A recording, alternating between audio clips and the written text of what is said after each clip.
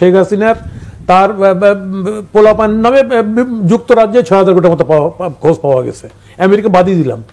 এই যে রাজনীতিটাকে অর্থবিত্ত বানানোর একটা জায়গা তৈরি করে ফেলছে বাংলাদেশের রাজনীতিটাকে আমরা মিলিটারি শাসনের দোষ দেই যারা, এটা কিন্তু রাজনীতিটাকে আমরা লাভজনক প্রতিষ্ঠান, লাভজনক ব্যবসা বিষয়ে পরিণত করছি আমরা।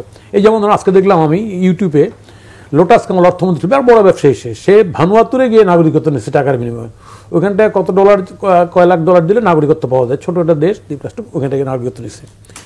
এই যে লুটপাট করে বাইরে পালিয়ে যাওয়া, রাজনীতি করলে এটা সুযোগ পাওয়া, উনি ব্যাংকের মালিক হবেন, উনি ইন্ডাস্ট্রির মালিক হবেন, উনি ইন্ডাস্ট্রি কিনতে পারবেন, উনি কি বলা যায় যে প্রচুর নতুন ব্যাংক থেকে টাকা প্রচুর সরাই ফেলতে পারবেন। এই যে রাজনীতিগুলো এই সুযোগগুলি পাওয়া যায় এবং কোনো জবাব দিতে কোনো বালাই নাই, এই যে ঘটনাগুলি শেখ হাসিনা আমলে হলো, এইটা জায়গা থেকে যদি রাজনীতিটাকে যদি মূল জায়গায়, রাজনীতি হচ্ছে সেবার জায়গা। হ্যাঁ, রাজনীতি বলে আজকে আমরা নেহরুর নাম বলি, আমরা মহাত্মা গান্ধীর নাম বলি, আমরা বলি না, ইভেন জিন্নার নামও বলি আমরা।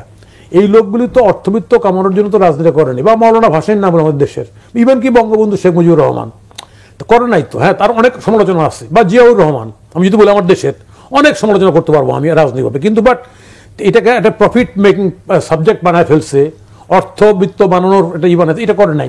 আজকে দেখা যাচ্ছে যে শেখ হাসিনার তার পোলাপান নামে যুক্তরাজ্যে ৬,০০০ কোটির মতো খোঁজ পাওয়া গেছে, আমেরিকা বাদই দিলাম।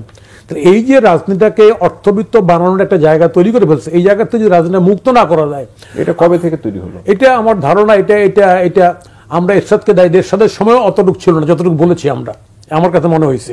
কিন্তু এরশাদের পরের থেকে এটা কিন্তু একদম আমরাই রাজনীতিবিদরা এখানটায় কিন্তু এটাকে নিয়ে গেছে ওই জায়গায়, এটা একটা লাভজনক ব্যবসা হিসেবে পরিণত করছে। যার কারণে দেখবেন ব্যবসায়ীরা, বিশেষ আওয়ামী লীগের সময়, আরে বাবা রাজনীতিবিদরা কি বলে, বড় বড় গ্রুপ যারা আছে বসুন্ধরা কিরকম জানেন, দেখেন না গিয়ে কিরকম বলে শেখ হাসিনাই থাকতে হবে, মানে এত সুযোগ লুটপাটে টাকা বানানোর নাই। আমার কাছে মনে আছে স্টার পার্কলে হাসান সাহেব বিএনপি জয়েন করছিল, জয়েন করার পরে উনি এমপি হয়েছিল, রাজনীতি এত সুন্দর জিনিস, এটা জানলে আমি আগের থেকে করতাম। পরবর্তী 111-এর সাথে খায় আর বেচারা, যাক উনি পার্সোনালি চিন্তাম ওনাকে, যাই হোক।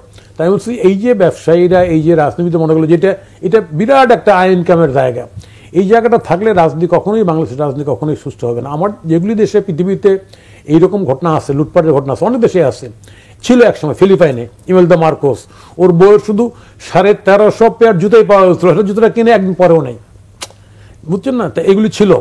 এবং তার চুরি করা টাকা বাইরে সুইস ব্যাংকে যে টাকা, সেই টাকা পরে ফিলিপাইনের লোন শোধ করতে টাকা দিয়ে দেওয়া হয়েছে, ওই কারণে তার ছেলে আবার রাজনীতি কামব্যাক করছিল। তার ফলে এইটা যদি বাংলাদেশে যদি করা যায়, যদি হয়তো এই গভর্নমেন্ট, হ্যাঁ একটা বলছে গভর্নমেন্টের পক্ষ থেকে প্রধান উপদেষ্টা বলছে যে বাইরে যারা টাকা নিয়ে গেছে টাকা ফেরত, এটা যদি করা যায়, একবার যদি করা যায় এবং এই টাকা যদি আর কোথাও না রাখতে পারে, আমার ধারণা তাহলে এটা শুধুমাত্র আইন করে না, শিক্ষা দিয়েও, যেমন ধরুন কালকে এই পত্রিকায় আছে, মর্নিং বার্তায় আছে যে আপনার ভিয়েতনামের সবচেয়ে বড় ব্যবসায়ী যে, সে কীভাবে উঠলো এবং কীভাবে তাকে এখন তার যাবজ্জীবন এবং ফাঁসি দড়ি ঝুলতেছে।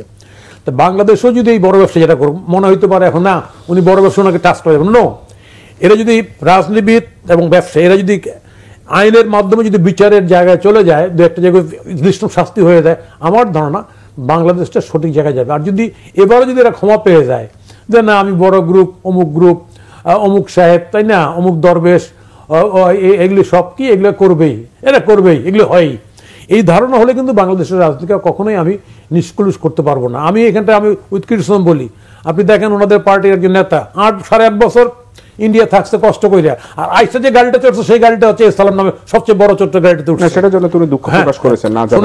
শোনেন, এই যে ঘটনাগুলি, এই ঘটনাগুলি তো ওই যে কয় না কি জানি, যে একটা কথা ভুলে গেলাম আর কথাটা বলতে, সেই জায়গাটা আমি যদি পরিষ্কার না হয় আমরা, তাহলে আমাদেরকেও আবার ওই তিমিরেই পড়ে যেতে হবে।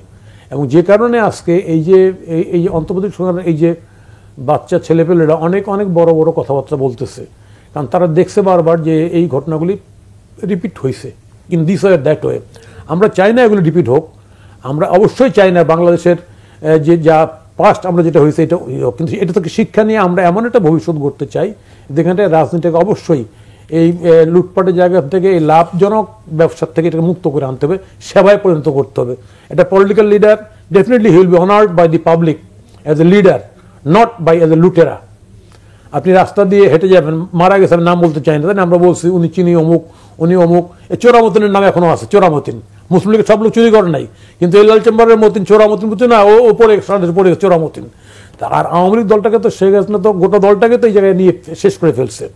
ফলে সেই জায়গায় দাঁড়ায় এখন আমাদের ন্যাচারালি আমাদের ভবিষ্যৎ স্টেপেনগুলি খুব খুব সতর্কতার সঙ্গে হওয়া উচিত।